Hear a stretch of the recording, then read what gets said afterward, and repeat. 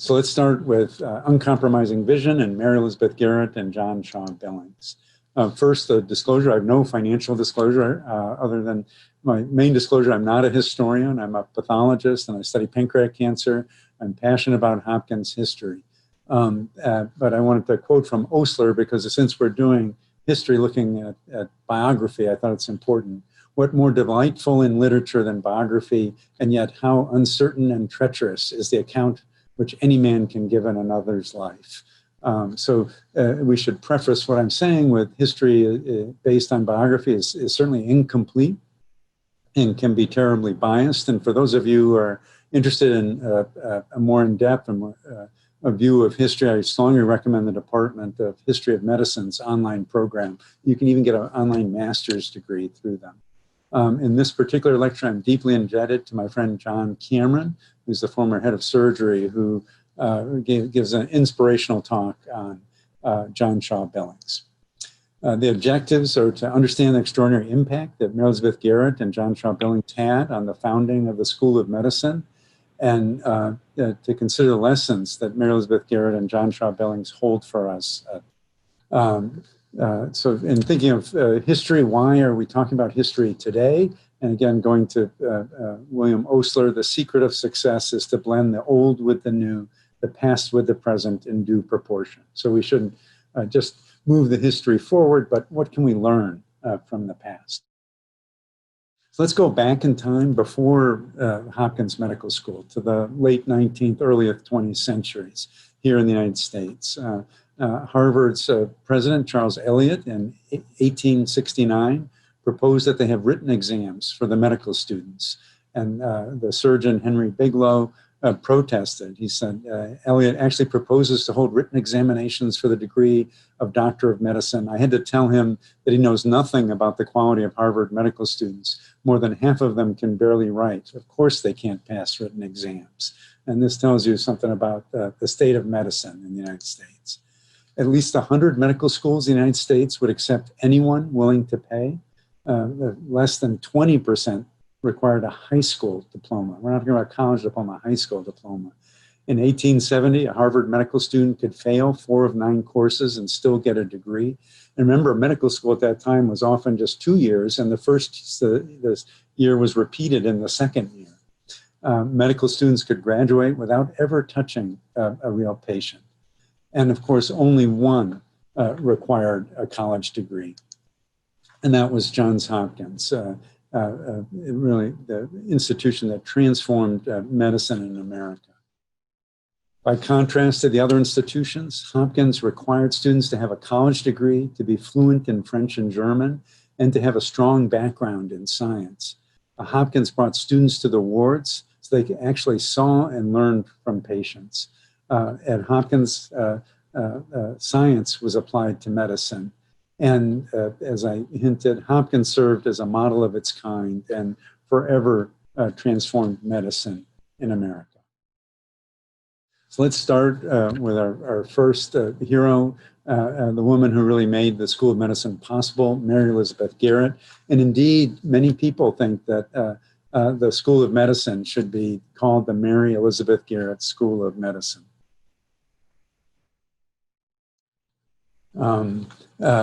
Starting with Garrett, Mary's paternal grandfather, Robert Garrett, was a poor Irish immigrant.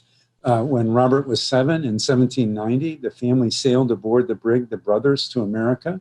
Robert's father died on the voyage. As said, his mortal remains were committed to the deep. Robert made a fortune, however, when he came to America hauling goods on the Conestoga wagons over the National Road. The transition from wagons to railroads was natural, and Mary's father, John Work Garrett, ran the Baltimore and Ohio Railroad. He became the most powerful man in Baltimore. And there's a nice picture of him. He looks like the most powerful man in Baltimore.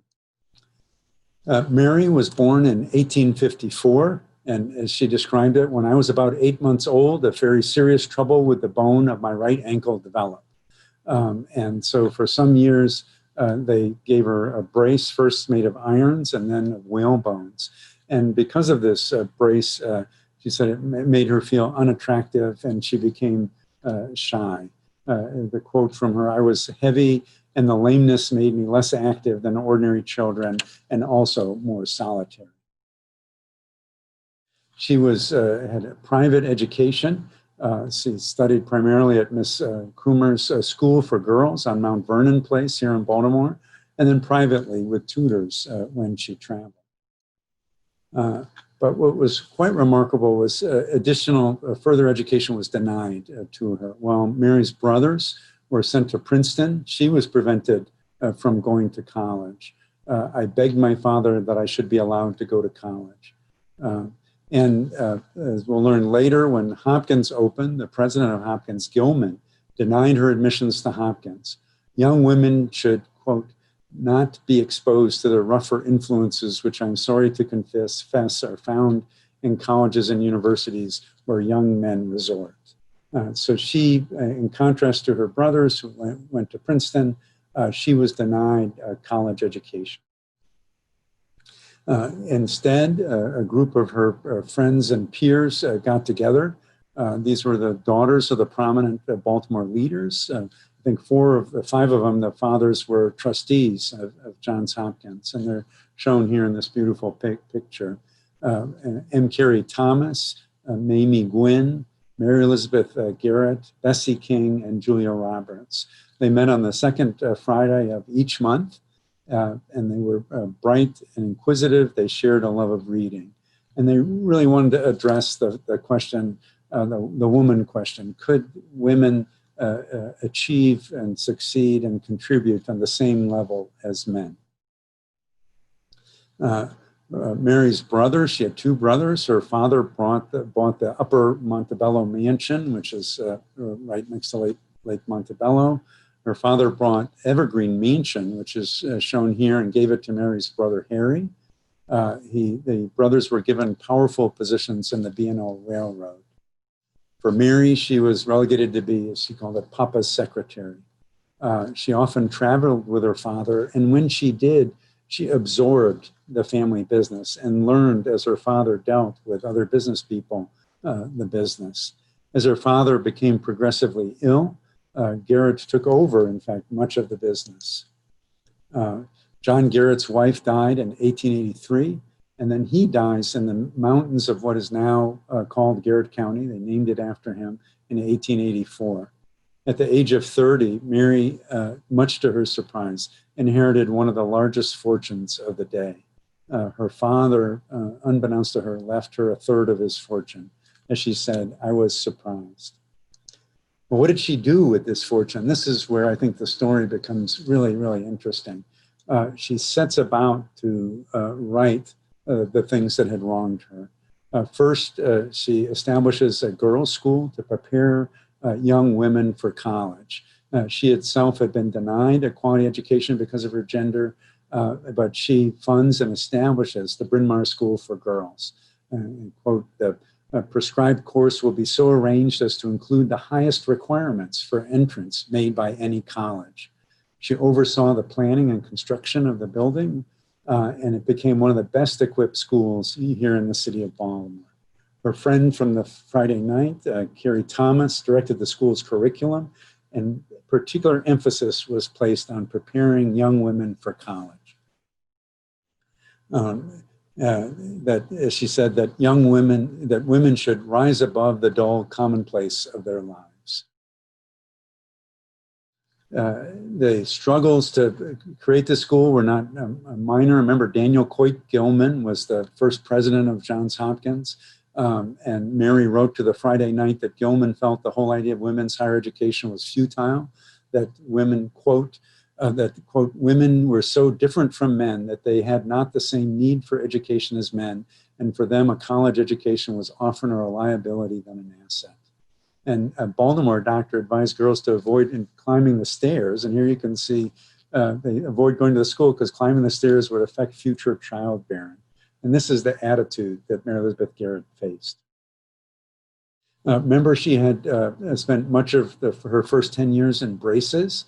And of interest, the school placed particular emphasis on physical education, and in fact had one of the best, most modern gymnasiums in the United States.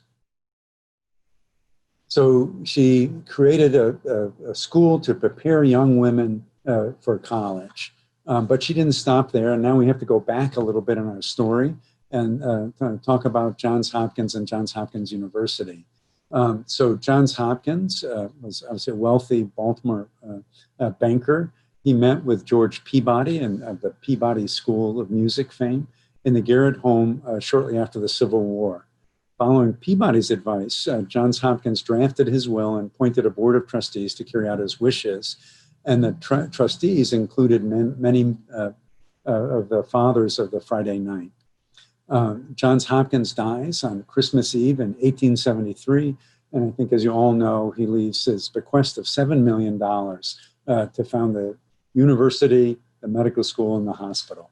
And this was one of the largest gifts given at that time in the US. So again, what was unusual is he tied these three together, the university, the medical school, and the hospital. To quote from him, "You will bear constantly in mind that it is my wish and purpose that the institution," meaning the hospital, "should ultimately form a part of the medical school of that university for which I have made ample provision in my will." So Hopkins clearly ties the three together. The university opens 3 years after his death in 1876. But remember, many members of the board were Quakers and they were not fast in moving forward. They did begin construction of the hospital in 1877, but as you see, it took them a number of years to finish the construction. And it sits here on Laugenschlager's Hill at the site of the old hospital for the insane.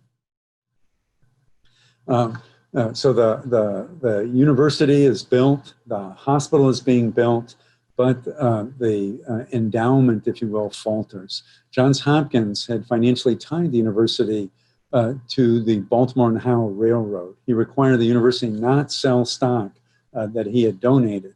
So as the stock started to fall, the fortune of that remained fell with it. Here's some quote from the Chicago Journal. "The university fell into a serious financial crisis. Quote, the fiasco of the Baltimore and Howell Railroad system threatens to paralyze the university." Gilman becomes desperate. Gilman, the president of the university. The hospital was about to open in 1889, but the university had only $67,480 left for the School of Medicine. So Gilman writes that an additional $100,000 is needed to open the medical school. So the women of the Friday night saw an opportunity, another opportunity here to break down another gender barrier in education. They planned to raise the $100,000 that Gilman said he required, donate it to the School of Medicine under the condition that women be admitted on the same conditions as men. Quote, "Mr. Gilman is totally opposed to the scheme, much more opposed than I realized. Dr. Hurd and Dr. Osler," Hurd, the first head of the hospital, Dr. Osler, the first head of the Department of Medicine, "are vehemently in favor of it." Another quote, "Gilman would rather not open the medical school than open one with women." On October 28th, 1890, they present their offer to donate $100,000. The Friday night and the group they had formed had raised about half of it, but Mary Elizabeth Garrett came up with the other half. Again, donating it under the condition that women would be admitted to the Johns Hopkins University School of Medicine. The trustees accepted it, but said, well, this is actually just the foundation on the required $500,000. So now they multiplied the requirement fivefold. Mary Elizabeth Garrett offers to donate an additional $100,000 of her own money if the trustees can raise the balance. So she puts the ball in their court and they fail. They're not able to raise the balance needed. In 1892, M. Carey Thomas sends Garrett a note, quote, "The outlook is significantly worse than I thought." So Mary Elizabeth Garrett takes matters into her own hands and contributes a really remarkable amount of money for the time, an additional $300,000.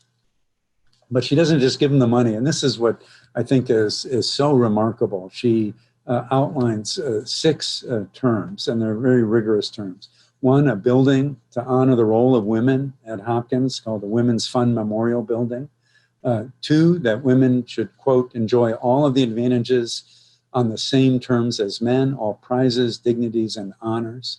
Third, and this is an important one, that women students should be accepted on the same terms as men, quote, shall be printed each year in whatever calendars announcing the courses of the medical school. So they couldn't just say they were admitting, they had to announce it so that women knew about it. Then she adds even more to her terms, unprecedented academic terms equal those of the great European universities. Quote, shall be exclusively a graduate school and shall form an integral part of the Johns Hopkins University and shall provide a 4 years course. So these had to be really qualified students, and they had to be fluent in French and German. And recognizing that the board were slow as molasses, she insisted that they actually open in the autumn of 1893. So 6 terms, and she stuck to her guns. The response to her offer and to her terms, every day a university trustee, a faculty member, or Gilman himself visited Garrett's Mount Vernon home, pleading for concessions. To quote, the trustees fought, quote, with treachery and false reason, a tangle of hatred, malice, detraction that beggars description. So here she's now fighting with the very man who denied her a college education. Quite remarkable. And she refuses to budge. Gilman gives in, and this is what made Hopkins great. And I love some of the discourse between Mary Elizabeth Garrett and Gilman. And this is the end of one of the letters, and I thought I'd read and share it with you. I regret that my letter did not seem sufficiently distinct upon these points. I am very respectfully yours, Mary Elizabeth Garrett. You know, she sticks it to them that they follow her wishes. Many feared that the high academic standards would scare applicants away. As William Welsh, the first dean and first head of the Department of Pathology, said, it is one thing to build an educational castle in the air at your library table and another to face its actual appearance. So Mary had heard her father and the other board members talk about their dream of having a great school of medicine, but in fact, they were all afraid when she actually insisted that they have the high standards. But of course, the high admission standards had the opposite effect. The quality of the applicants exceeded expectations. If you were someone smart and talented and driven, would you want to go to a medical school where there other students didn't have a high school education? Or would you want to go to a school that had great standards, and so you'd have great peers? And I love this quotation from William Osler, the first head of medicine, to William Welsh. It's lucky we got in as professors. We could never enter as students. That's how high the standards were. Today, if you go into the preclinical teaching building at Hopkins, the Women's Fund Memorial Building no longer exists, but if you go into the preclinical teaching building, you'll see this wall made in which the original bricks from the original building are placed, and you see in the center a photo of the Friday night. And indeed, women were admitted in the first class. This is not the first class, this is the class of 1900. And the fifth woman from the left there we'll learn about in a future lecture, Dorothy Reed of the Reed-Sternberg cells. So they established, Mary Elizabeth Garrett established the preparation for college. She established the Johns Hopkins School of Medicine, and that women could be allowed. Now, what about in between? And so now she turns her sight on Bryn Mawr College. Bryn Mawr College had opened before Mary Elizabeth Garrett participated in it. But she became very involved in the college, and in fact, over her lifetime, one of the major donors to the college. She offered to donate $10,000 annually to Bryn Mawr if the trustees elected her friend and other member of the Friday night, Carey Thomas, to the presidency. Over her lifetime, Garrett contributed almost $500,000 to Bryn Mawr College. So here now she's created the preparation for undergraduate, the undergraduate education at Bryn Mawr College, and graduate education. And what happened to her after that, moving forward, her life became more involved with some of the members of the Friday Night. Mamie Gwynn, Carey Thomas's intimate friend and companion and housemate for 25 years at Bryn Mawr, married a Bryn Mawr College faculty member, Alfred Hodder, in June of 1904, and the members of the Friday Night had all pledged that they wouldn't ever marry and reduce themselves in that way. Interestingly, Thomas and Gwynn never spoke with each other again after Gwynn's marriage. In 1904, Mary Elizabeth Garrett begins to winter at Bryn Mawr at what was then called a Boston marriage. Mary Elizabeth Garrett commissioned in 1905 the really remarkable and probably one of the best paintings in medicine. She commissioned John Singer Sargent to commission this portrait of the four doctors, William Welsh, William Osler, William Halstead, and Kelly. But she wasn't done yet. In 1906, she became very involved in the suffrage movement. She entertained Susan B. Anthony and members of the association at her home, at her mansion on Monument Street. And she even had Popsy, the first dean of the School of Medicine, William Welsh, participate and march with them. And here you can see a picture of them marching in Baltimore. Mary dies in 1915 at Bryn Mawr College of leukemia and is buried here in Baltimore, not far from the hospital at Greenmount Cemetery, next to her father and near the grave of Johns Hopkins. So if you go up there, you can visit her site of her burial, and carved is written, "A woman of quiet, realized enthusiasm. She served her day and her generation well, and will be long remembered by those for whom she labored." And I sincerely believe we should long remember her and her contributions to the School of Medicine. So when I think of Mary Elizabeth Garrett, I think of equity and excellence, and she brought both to Johns Hopkins School of Medicine. Now let's turn to our second great, John Shaw Billings. So Mary set the stage, but it's really John Shaw Billings who is the architect who built the School of Medicine. And his biography, for those of you, is called Order Out of Chaos, and I think that aptly describes his life. So if you go into the dome, and this is a picture of the dome today, on the left, you'll see this beautiful painting of Johns Hopkins. But if you turn your attention to the right, you see this painting, and this is John Shaw Billings. And in fact, the dome, as we know it, is currently named after John Shaw Billings. It's the Billings Building. So who was John Shaw Billings, and what contributions did he have to the School of Medicine and to the hospital? He was born in a small town in southern Indiana in 1838. He read constantly, and in 1852, so if you do the math, I think that's at the age of 14, he entered college, the Miami University in Ohio. He graduates and then enters medical school in 1858 at Medical College of Ohio. Again, this was a two-year program where both years were the same to make sure students could graduate. At that time, there was no formal residency training. So in 1860, he does an apprenticeship at the Commercial Hospital and Lunatic Asylum in Cincinnati. And my friend John Cameron is fond of saying this aptly describes most hospitals today in the United States, the Commercial Hospital and Lunatic Asylum. The Civil War breaks out, and John Shaw Billings volunteers for the North. He scores one of the highest scores ever on the entrance exam, and it may be an apocryphal story, but I've been told he actually scored so high, they were worried he cheated and asked him to take it again, and he scored even higher, if you believe that.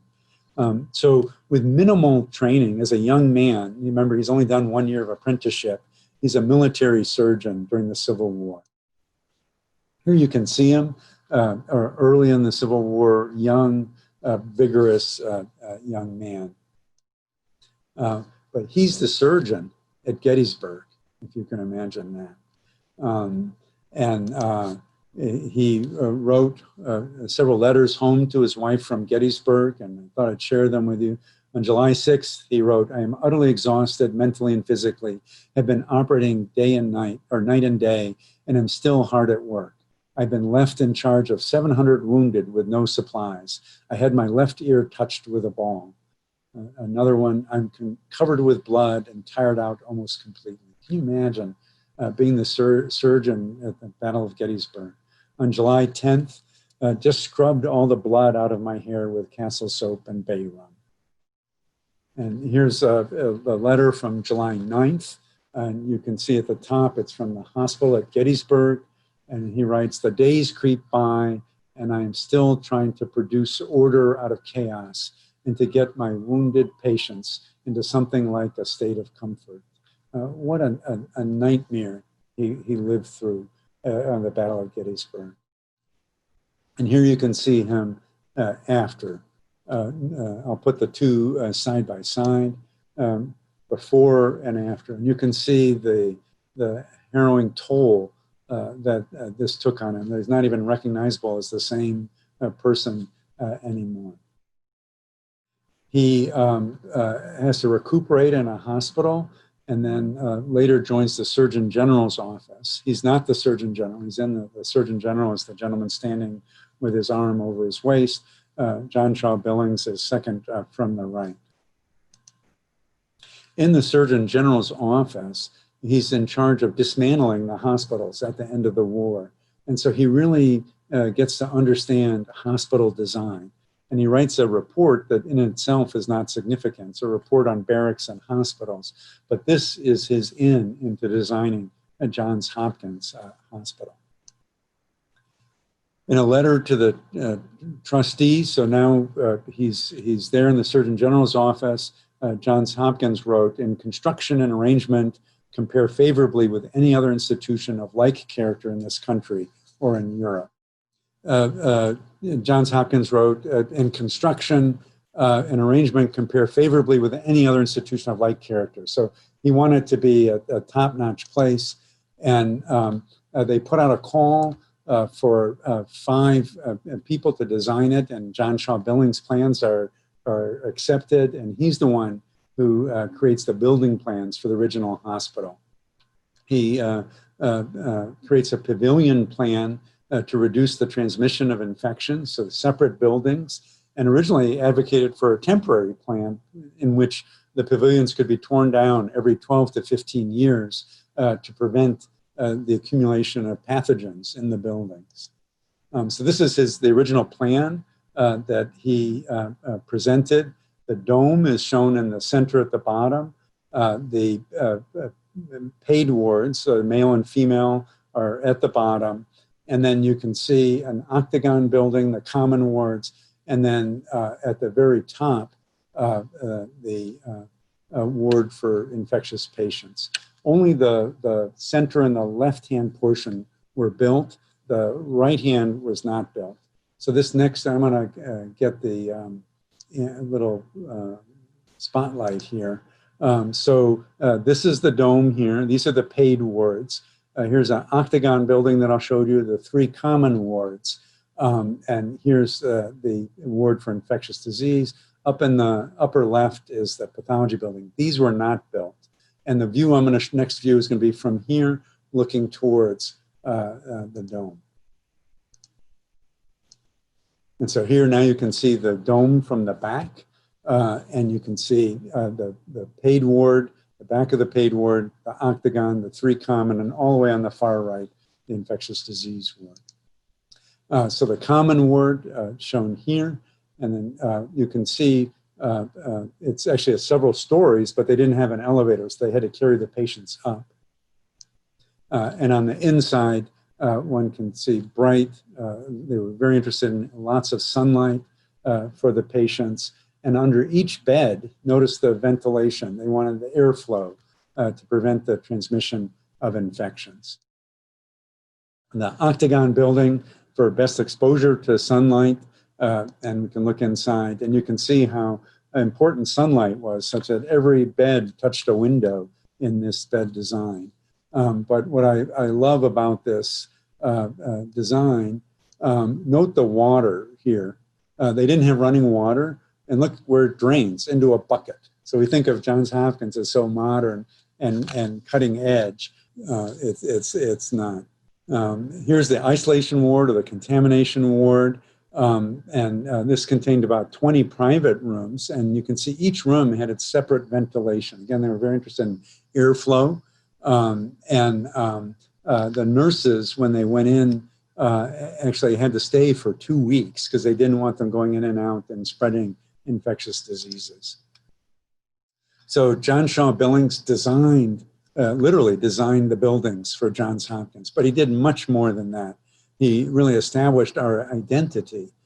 He was instrumental in developing the philosophy of the School of Medicine, and he helped recruit many of the key leaders to Johns Hopkins. So let's talk about the philosophy first. So he really established the goals. And to quote from him, the medical school must aim to turn out a physician who is not only well-educated physician, but is also trained to think independently and to, quote, to investigate for himself. The hospital's chief aims were to look after the sick, poor, and to, quote, promote discoveries in the science and art of medicine, and to provide the means of giving medical instruction. To sum it up, to give the world men who can not only sail by the old charts, but who can make new and better ones for the use of others. So you can see how John Shaw Billings picks up on the simple wording in Hopkins' will and really transforms it into the fundamental philosophy, the tripartite mission of Johns Hopkins.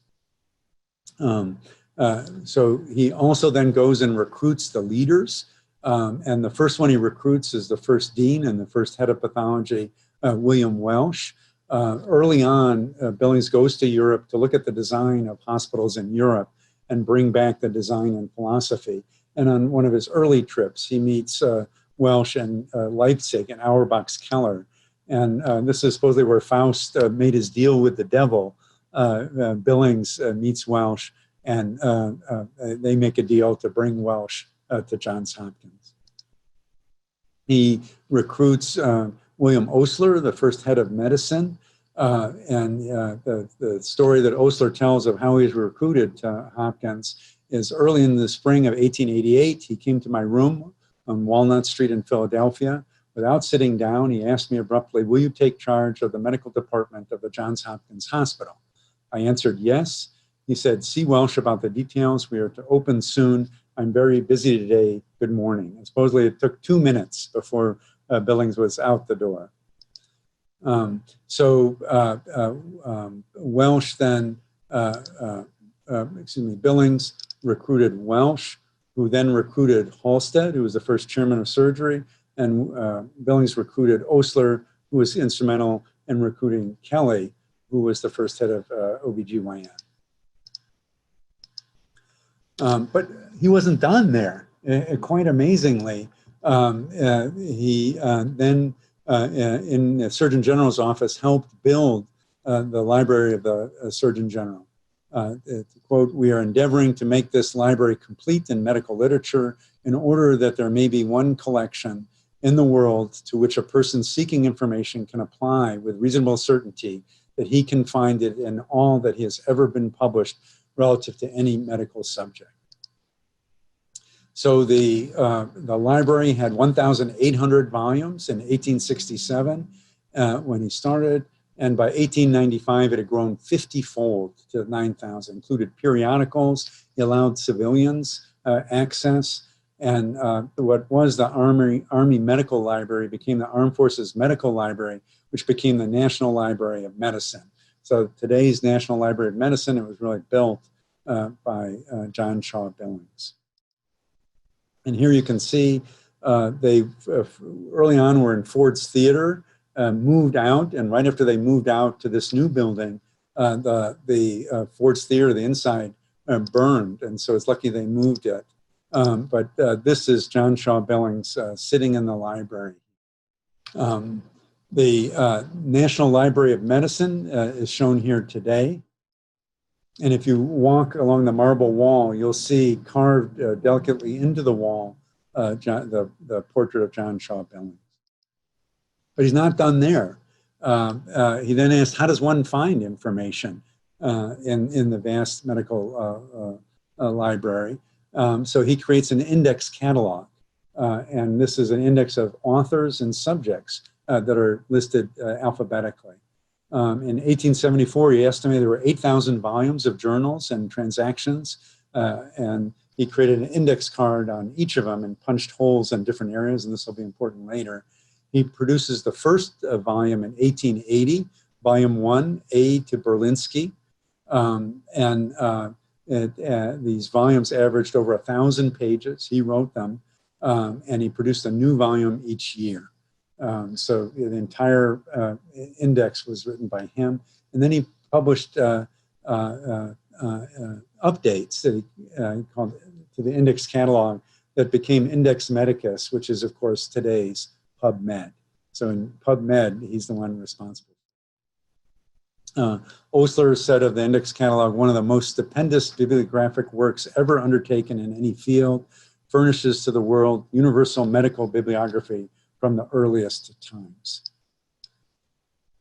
He was recognized for this, and in fact, Sir James Paget invited him to a lunch, and at this lunch, you can see is Charles Darwin, here's Billings, and John Cameron's fond of pointing out that sitting to his right was William Gull.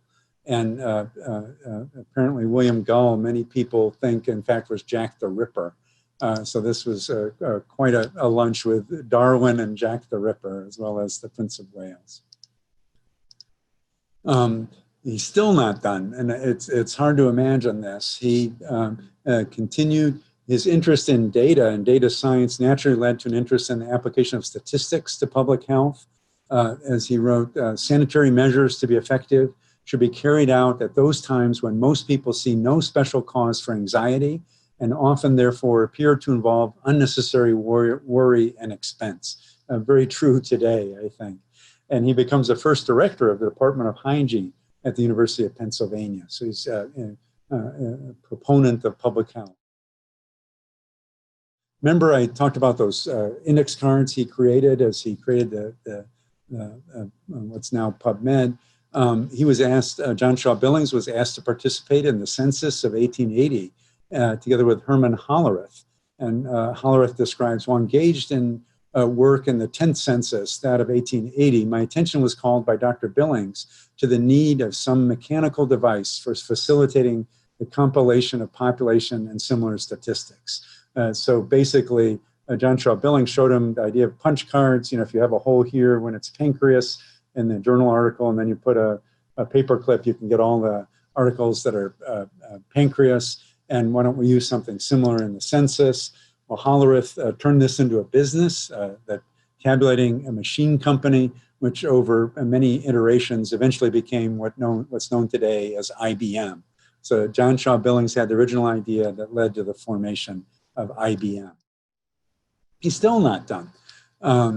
He's called to direct the New York Public Library system, and he guided the merger of the Astor, the Lenox, and the Tilden libraries to form the modern New York Public Library. He convinces Andrew Carnegie to donate $5.2 million, and this helps build the beautiful building that's at the corner of 42nd and 5th with the lions in front. John Shaw Billings is responsible for that and actually helped to design the beautiful reading room that is present. He dies in March of 1913. He's buried in Arlington National Cemetery. And William Stewart Halstead, the first chairman of surgery, was one of the honorary pallbearers at his funeral. So who was John Shaw Billings? What did he accomplish? The list is amazing. I think any one of these things would have been enough. He was a Civil War hero. He designed, literally, Johns Hopkins Hospital. He recruited many of the early faculty to Johns Hopkins. He established the early philosophy of Hopkins Medical School. He helped establish what became IBM, established the Index Medicus, which and then went on to become what's now PubMed. He built the National Library of Medicine into one of the greatest medical libraries. and he was head of the New York Public Library. Quite an amazing list. So when I think of John Shaw Billings, I think of science tirelessly applied to medicine. The quote, indomitable pursuit of his goal. I see him out of time, but to summarize, Sander, who wrote the incredible biography of Mary Elizabeth Garrett, said of her, Mary's philanthropies were motivated by opportunities that had been denied her. And when you think of her many accomplishments, I think that aptly describes. For Billings, to quote from himself, the best life is that which is devoted to helping others, which is unselfish, not stained by envy or jealousy, and which has as its main pleasure and spring of action the desire of making other lives more pleasant, of bringing light into dark places, of helping humanity. But there can be a cost to this, and a quote from John Shaw Billings' son, I would not lead my father's life for twice his name and fame. I've always hated my father's life for what it deprived him of.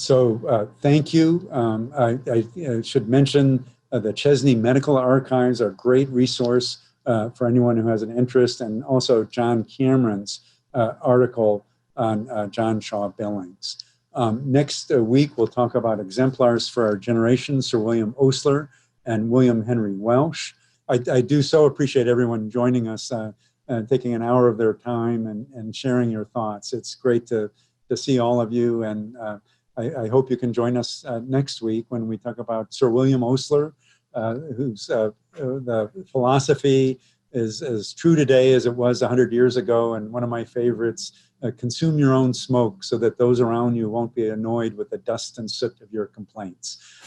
And we'll learn more of his philosophy and his philosophy of medicine. And then William Welsh, one of my favorite, his portrait hangs here in my office, and he looks over me every day, Popsy, and his contributions to medicine. So thank you for joining me.